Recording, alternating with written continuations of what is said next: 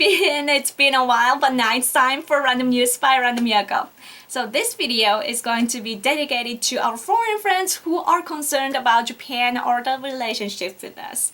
You may have seen on the news that the citizens here are massively protesting against the current government, especially recently on the security bills. So today I would like to introduce the truth about those citizens that are protesting against Abe administration. So the protesters, do you know what kind of citizens they really are, or have you ever even thought about it before? Because you need to know that those citizens that are protesting are special kind of people. And I will show you the main 8 characteristics of them. Number 1. They oppose to whatever the Prime Minister Abe does or says and blame everything, like literally everything negative on him, even if it's a natural disaster.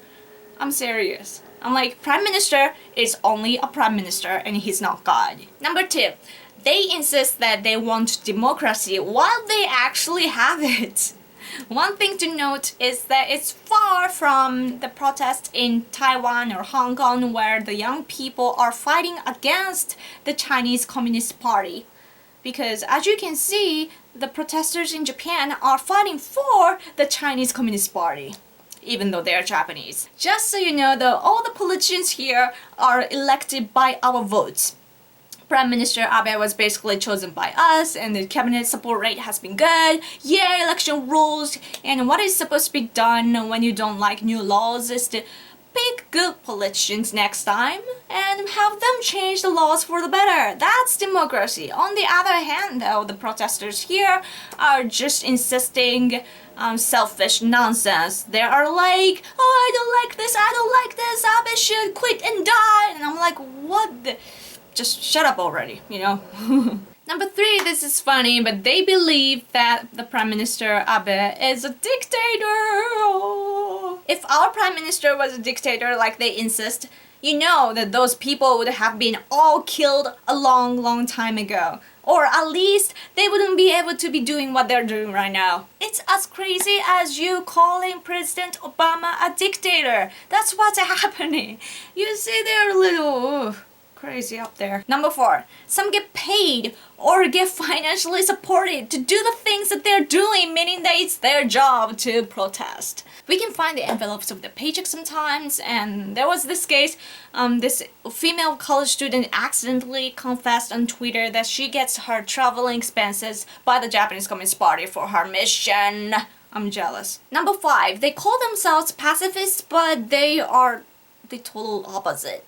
They love putting up their middle finger or doing it in a British way, and they often yell or write on the internet that they want our Prime Minister, who was chosen democratically, to be dead. And this female college student also said with anger that she wants to push in a long nail in every single hole of the Prime Minister's body. Like, what kind of sick, dangerous fetish is that? These wannabe pacifists also get arrested often for beating up police officers even. I'm like really? Like these people are supposed to be pacifists? Violence, including verbal and expressive one, is not the answer. War is not the answer. And that is supposed to be their opinion, yet their actions speak the total opposite. Number 6. They all tell you to follow the constitution here, yet when they protest, they break the laws or rules. A famous example is them not getting the permission by the police to use the roads or the space to hold such rallies. Not good. Not only that, they even call their actions jack in Japanese, meaning to take over places just like how terrorists do on planes or trains or buses, you know what I mean. Number 7, no matter what event it is, they always try to lie about the number of the people gathering together at their rallies to make it look like there were more people. The worst was recently, I think, that they boosted the number by at least 4 freaking times. Those protesters should lie better, but you know what? You can always calculate the capacity by the size of an area. And also they make it look like those people at such rallies are normal people, but the truth is they are mostly mobilized by their job, political party, or group that they belong to, so you could say that the events are made-ups. And you should start questioning how many people there were, truthfully. Lastly, number 8. This is fun. Their mates in Okinawa have become zombies that try to destroy your car or fences and everything. They're pretty violent, scary, and spooky all at the same time. I play Left 4 Dead, so you know how I feel when I see those people. So these are the main 8 characteristics of them, and even though they can belong to different political parties or groups, their aim and basic system are the same, meaning that their job is to create false public opinion as a part of political propaganda, which sends wrong messages to the world in order to put Japan in a difficult situation, which would turn nice for certain countries. A good example is them trying to break the bond between Japan and America so that Japan and other Asian countries would be vulnerable to China led by the Chinese Communist Party. And there will be more consequences. And now you can probably sense who their boss is. By the way, these special kind of people here are called puro shimin in Japanese, meaning professional citizens, because they are often paid or they just belong to some political party or group and they get mobilized. So it's their job to protest, as I said, and they know how to do things professionally. Plus, even if they deny where they belong to, they are supported by certain political party or groups or media in many ways. So thus they are far from being regular citizens. And sometimes it's interesting to see TV crews interviewing protesters in Okinawa, for example. Some confess that they came from different prefectures to join the event, which means that the made-up events in Okinawa do not reflect the opinion of the local people. Same things happen for nuclear plants problems, for example, meaning that pro-citizens pretty much get mobilized on every controversial issue here. So there you go, now you get the picture of how pro-citizens here are, but do you want to know what kind of people that are protesting against security bills in particular? Yes, you do. What I'm about to introduce is just a handful of examples, but some of them are Korean people. What a surprise! You know, they choose to live here and do not possess the nationality here. Imagine me, a Japanese whose nationality is Japan, choosing to live in the United States and protesting against the American social system in America for the better for her mother country. That is just wrong. Among them, there is a famous neuroscientist here, and he's a little gone. There's also someone that fails to use correct English and ends up insisting something non-political pervy thing. And also these people believe that the bills are war bills, even though it's named security bills. The Prime Minister has even asked back to one of the politicians in the National Diet recently, saying, "What are war bills?"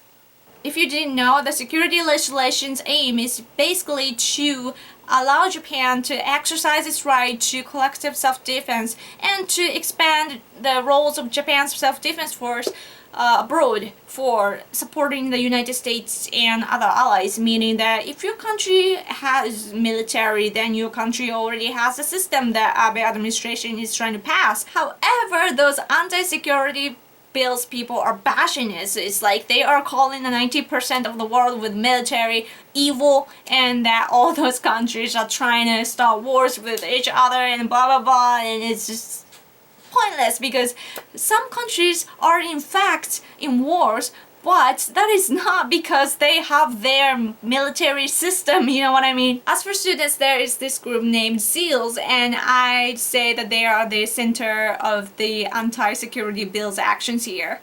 And I feel sorry for Navy SEALs because it sounds similar. What an insult! According to the website, they are former SASPO who were opposing to Secret Information Protection Act and also the anti-US based movement in Okinawa. And so yes, you can tell that they are experienced pro-citizens unlike what the media says, and yes, they are related to the zombies. What they do is, to my eyes, they are wannabe musicians that were never accepted before by the land of karaoke Japan, and now they finally found a place to be able to act like one. I'm like, good for you, putting your hands up in the air like a rock star over the microphone, which they think is rap, which in fact never rhymes whatsoever.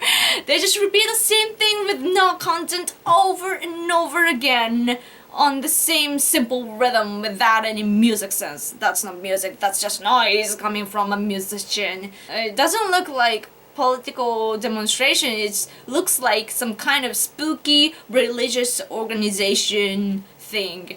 You'll probably understand what I mean when you actually see the footage without any edits, so I will link something below, so check it out. Among them, there are also wannabe designers who steal ideas from somehow the Chinese red girls.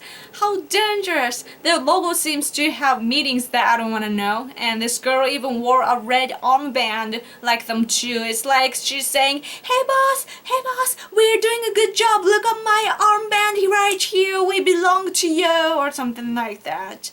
Just be sure they are supposed to be Japanese, not Chinese. In addition to this, there are many more ideas that they have stolen, so I'll link something below, so check it out. And most importantly, when it comes to students' actions like this, it's only the leaders that are students, and everyone else around them they all come from different ages and different places. So, yeah. Is it just me, but I smell propaganda? I need to make sure that you all know this, but the only countries that are opposing to the security legislation are China and North Korea. And domestically, it's mainly the Japanese Communist Party and Democratic Party that are opposing, and those parties have political groups with which they can mobilize their people, and plus they are good friends with the media here, so all the information that you get is mostly pretty biased. And what's worse, most of us do not speak English, so English source is definitely lacking. And I'm afraid that that is causing a lot of misunderstandings. And also, it's unfortunate that those who want the security legislation here usually have stuff to do like school and work, unlike the professional citizens. But since we can't take it anymore, we have started to get out there to insist our opinions as well. And believe it or not, there are a lot of people here that want the legislation just as the rest of the world, because the security bills are for peace and not for war like those haters are saying. Let's hope that the media will start reporting about us overseas as well. Anyways, that's all for today. So if you have any question, leave in the comments section below. Thank you so much for watching, and I will talk to you guys later. Bye!